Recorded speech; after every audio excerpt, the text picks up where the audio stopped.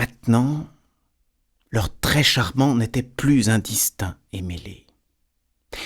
Je les avais répartis et agglomérés, à défaut du nom de chacune que j'ignorais, autour de la grande qui avait sauté par-dessus le vieux banquier,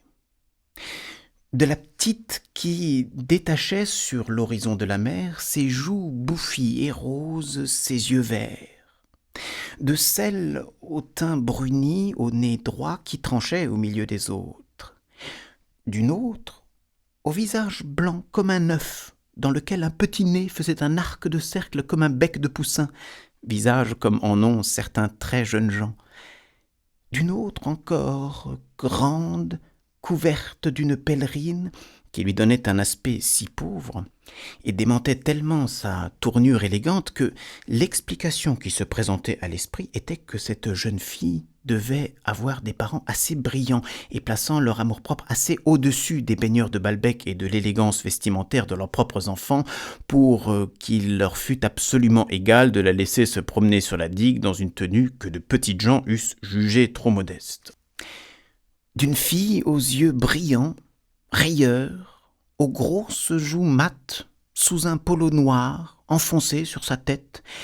qui poussait une bicyclette avec un dandinement de hanches si dégingandé, en employant des termes d'argot si voyous et criait si fort quand je passais auprès d'elle, parmi lesquels je distinguais cependant la phrase fâcheuse de « vivre sa vie », qu'abandonnant l'hypothèse que la pèlerine de sa camarade m'avait fait échafauder, je conclus plutôt que toutes ces filles appartenaient à la population qui fréquente les vélodromes et devaient être les très jeunes maîtresses de coureurs cyclistes.